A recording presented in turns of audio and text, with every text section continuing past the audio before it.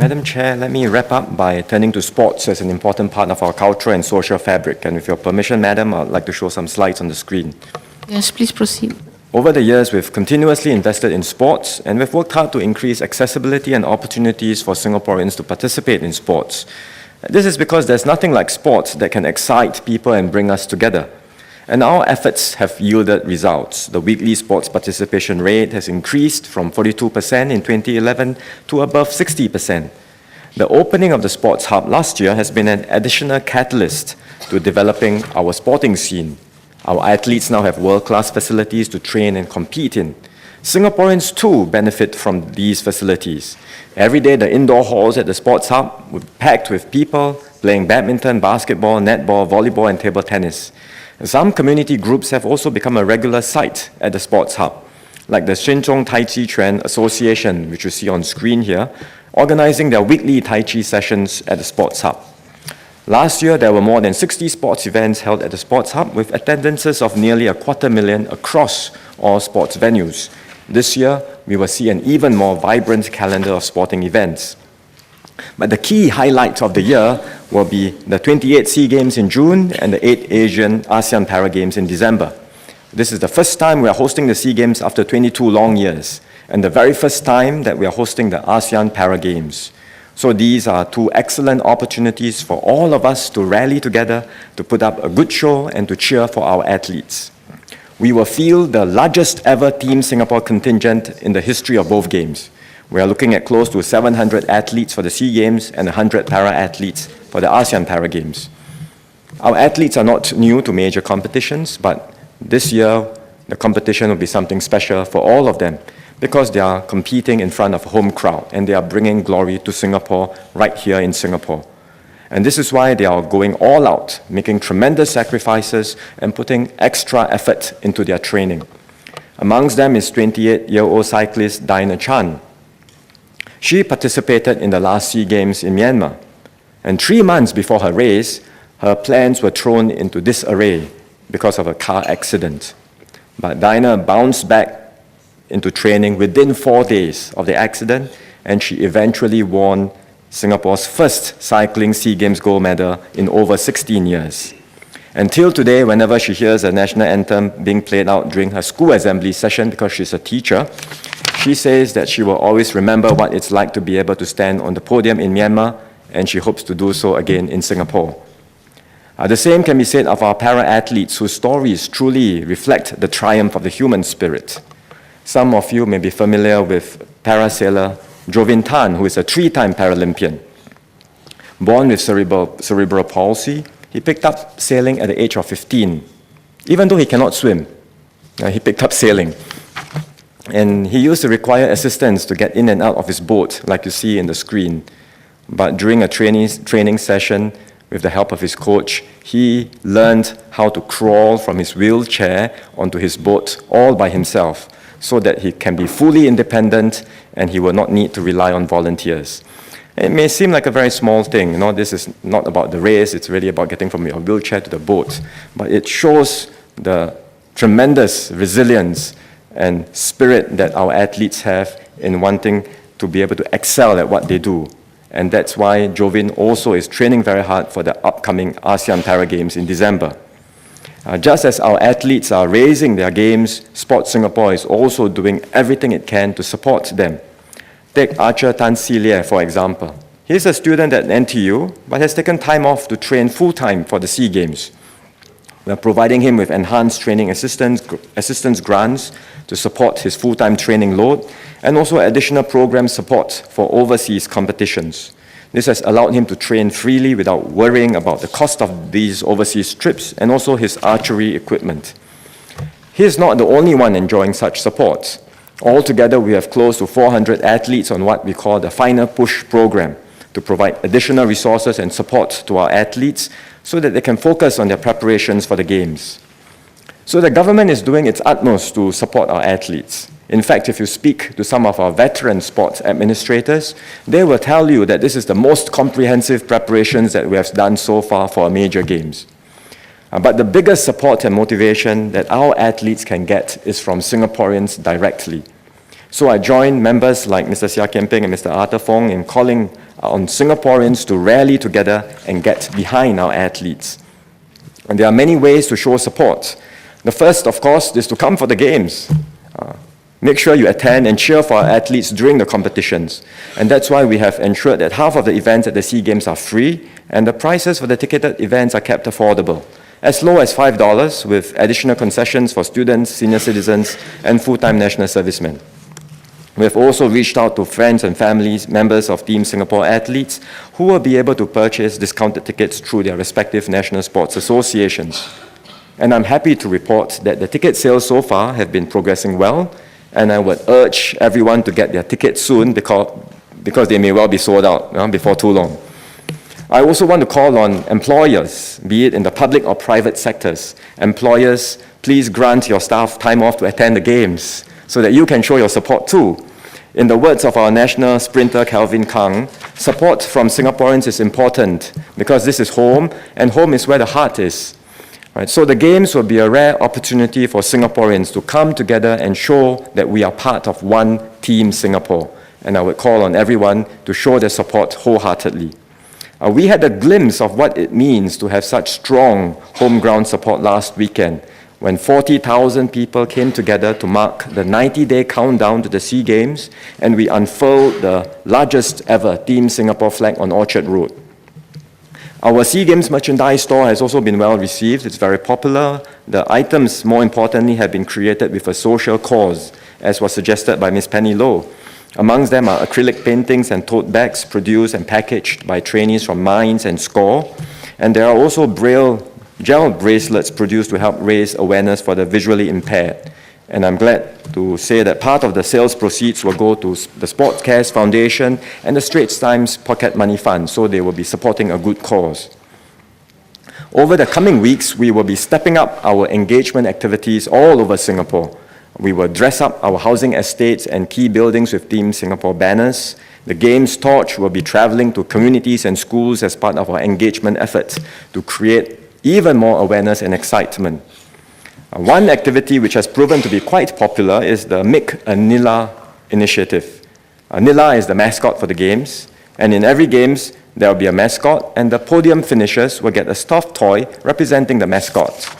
Usually they are factory produced in all the Games that we have seen, but in the SEA Games we decided to do something special because these mascots are personally sewn by Singaporeans. And these handmade Nilas, together with personalized messages of well wishes, will then be presented to the winning athletes.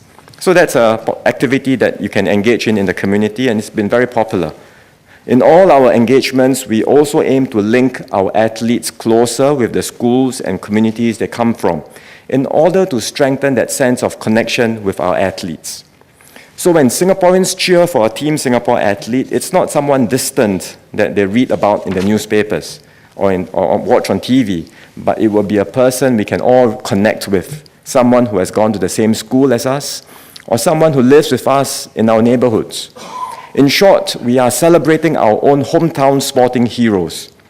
So let's say you're living in Marine Parade. You may soon see billboards like this, the one you see on screen here, showing support, basically saying Marine Parade cheers for our hometown sporting heroes, and showing support for Team Singapore athletes in the same estate, like swimmer Joseph Schooling and sailor Jody Lai.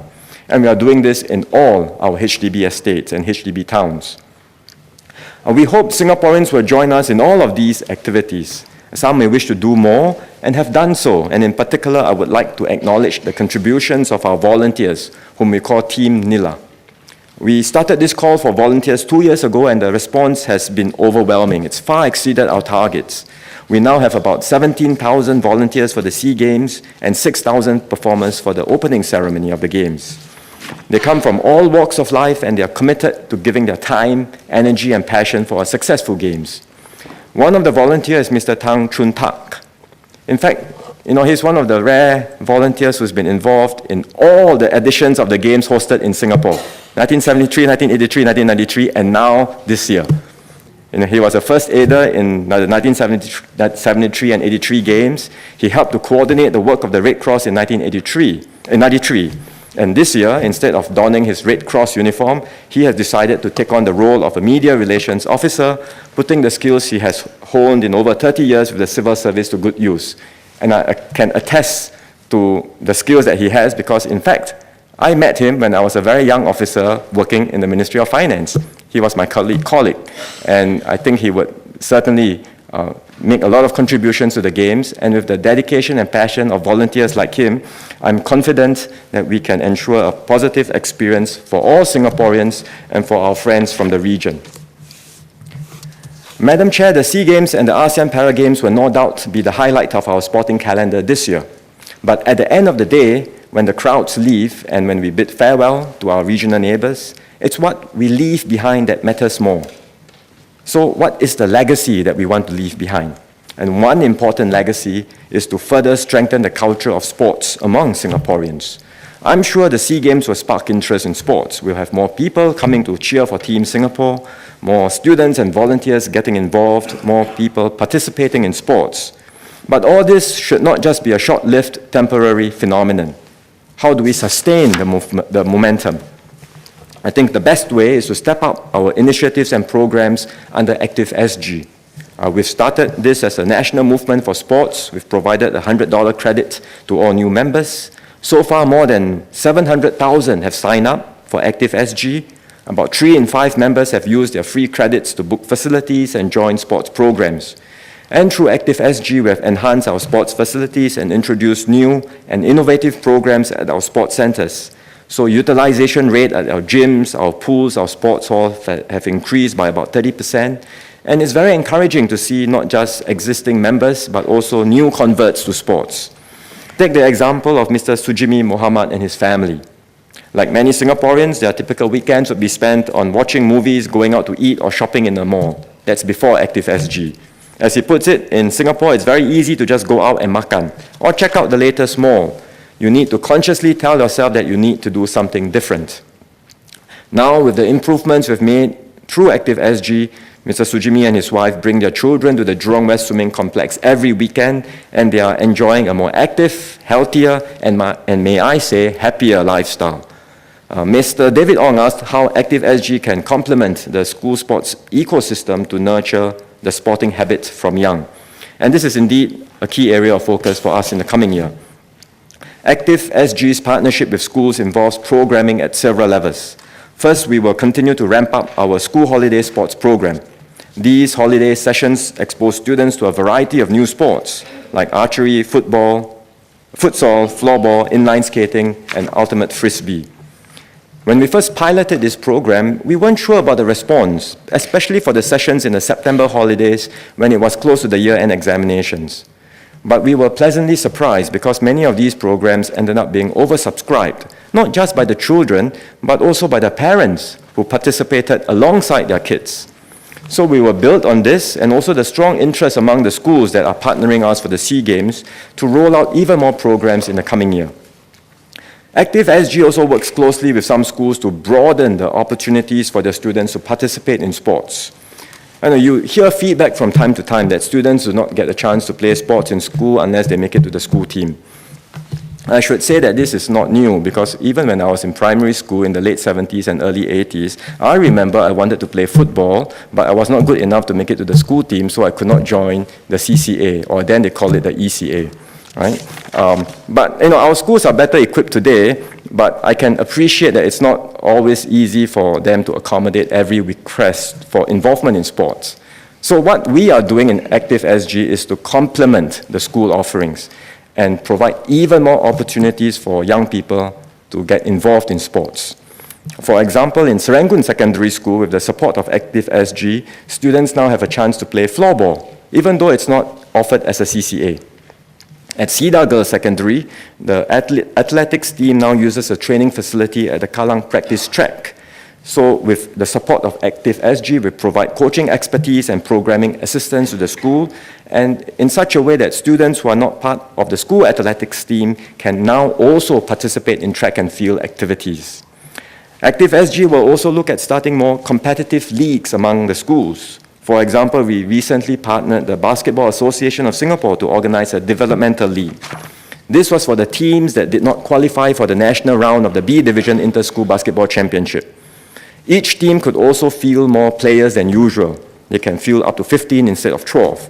So again, those who do not make it to the school team now get the chance to play, and they can compete with one another at about the same skill level. And that's what we are trying to achieve through Active SG, to provide maximum opportunities for our youth to participate in sports, and so that we start this from young and they can develop a lifelong interest in sports. Besides better programming, we are also improving our infrastructure under the Sports Facilities Master Plan, and several members like Engineer Lee Biwa and Mr. Arthur Fong asked about this. As members are aware, we've started work on several major projects in the master plan, the Regional Sports Centre in Tampines and Punggol, as well as the new Sports Centre in Sembawang and the redevelopment of the Ang Mo Kio Swimming Complex. There are other developments in the pipeline. These will be done at a later phase, probably after 2020.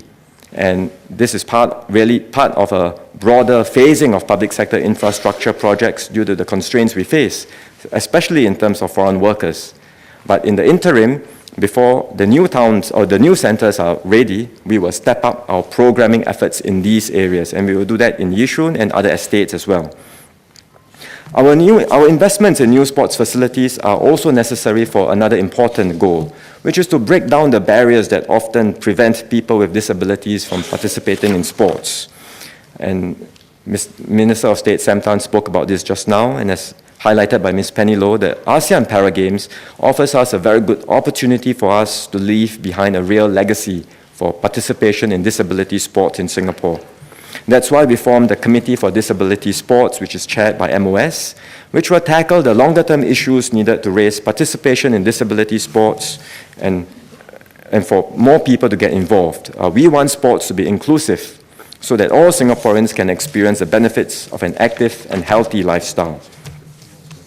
Another legacy for the Games is to have a robust high-performance sports system to support the aspirations of our sporting talents, and several members spoke about this as well. We are doing a lot to prepare our athletes for this year's Games. But again, it should not be once off, and it's not just because we are the host this year. Our investments in high-performance sports also will be sustained. They are part of a broader plan to systematically build up and strengthen our sporting system. For example, we have a SPEC scholarship scheme where athletes with the potential to excel at the Asian Games, World Championships, or Olympic Games level can enjoy significant financial and programming support. Fencer Lim Wei Wen is one such athlete who is now benefiting from the scheme. He had difficult family circumstances and was raised by his grandparents. He took to fencing in ITE, but almost had to give it up because he needed to find a job to support the family. But when the Singapore Fencing Association heard about the new scholarship scheme, they put his name up, and he qualified and received the award in 2013. Since then, he has gone on to win Singapore's first ever fencing medal at the recent Incheon Asian Games. So this is not just Southeast Asia, at the Asian level. He has medaled, and he's aiming even higher. We now have 70 top athletes who are focusing on full-time training with support under the SPEC scholarship. And after the SEA Games and Para Games, if there are more athletes who demonstrate excellent performance and wish to go on to higher levels, the support will be there for them. Our high-performance sports system will also support male athletes with national service obligations. We will help them secure time off to train and represent Singapore at major games. We will support and track those with exceptional talent. And if they meet the performance benchmarks, which means having the potential to medal at a top-level international sports competition like the Olympic Games, then we will support them in their application for deferment from full-time national service. Besides supporting our top-performing athletes, we are also engaging our various stakeholders, including the NSAs, employers, and schools. We have moved our NSAs to a baseline block funding approach so that they can have more certainty to plan for multi-years. And this fiscal year, almost all NSAs will get a higher baseline funding. NSAs can tap on flexible program funding to develop new initiatives and focus areas. This could include training and competitions locally and abroad with sporting clubs. Overall funding for NSAs will increase by close to 10% in fiscal year 2015 compared to the previous year. And the Football Association of Singapore is one and such NSA that would benefit from all the investments that we are putting in. I think Mr. Faisal Manap asked about this. There is a task force that's looking at setting out the goals and the strategic directions for the Singapore football in the coming years. They are hard at work, and I would say that their initial thinking is very much in line with what some of the suggestions that was raised by the member, which is to focus on youth development. And they will be sharing the task force recommendations very soon in the coming months. To help athletes balance their pursuit of high-performance sports with their career aspirations, we've also introduced a new SPECS career scheme. Under this scheme, we have 21 partner companies, and so they are committed to emplacing athletes on internships, apprenticeship, part-time or full-time employment. And that's because they see the value of employing an athlete. They feel that the athletes embody the winning spirit, they embody the right values of teamwork and resilience, and they want to employ and recruit athletes. So for example, part-time judo coach and athlete Ang Xuan Yi is one who has benefited because through the matching and through this new scheme, we have helped her to land a full-time position with Mitsui Sumitomo Insurance Group. And this insurance company has agreed to hold the place for her so that she can train for the SEA Games, and have even offered an opportunity for her to head to their Japan head office judo training center for an exchange program. These are companies we have in our network, and we will grow the network so that we can offer more such opportunities for our athletes. Madam, the government cannot ensure the viability of a career in sports. This remains a personal decision and a commitment that an individual has to make. But what we have done and will continue to do is to put in place a support system for those with sporting aspirations and the desire to fully realize their potential. And to further strengthen this ecosystem, we have also set up a committee to review the Singapore Sports School. The committee has been seeking inputs from various groups and studying the approaches and models in other countries. One area that they are studying is how to extend the development pathway for student athletes so that they can continue to benefit from a supportive environment that would enable them to study, train, and develop as an athlete beyond the secondary school years. And these post-secondary years are particularly crucial because athlete development often spans late adolescence and early adulthood. So one idea is for the sports school to offer predominantly 6+ years through train programs within the school, and also with stronger linkages with institutes of higher learning, including local and overseas universities, so that there will be a wider range of athlete-friendly post-secondary pathways. The committee will be finalizing its reports after further consultation, and the full report will be released later this year. Madam Chair, in conclusion, there are few things in life that rally our emotions and fire up the Singapore spirit like sports. And there has never been a better opportunity for Singaporeans to come together. As I said, it's the first time in 22 years that we are hosting the SEA Games, but this is the only time that you will have the SEA Games together with the 50th birthday of Singapore. So this is truly a once-in-a-lifetime opportunity. The last time we hosted the SEA Games in 1993, we saw sporting heroes like Jocelyn Yeo, Fandi Ahmad in action. We saw bowler Grace Young, who some of you may remember was the one who lit the cauldron during the Games. Grace also won a gold medal in the women's bowling doubles event. And we met her recently, and she said, that gold medal was not just for me, my team, or my federation. That medal was also for the retired uncle who bowled just a few lanes away when I was training. It was for the cleaning lady who stood behind smiling every time I looked up from my routine. It was for the taxi driver who asked me for tips on what wrist guard was best for him. That medal was for every Singaporean. So when the SEA Games comes in June and the ASEAN Para Games in December, the spotlight is not just on our athletes. It will be on all of us coming together as one team Singapore. So let's all do our part to celebrate this sporting milestone and make our Golden Jubilee a truly meaningful and exciting one. Thank you.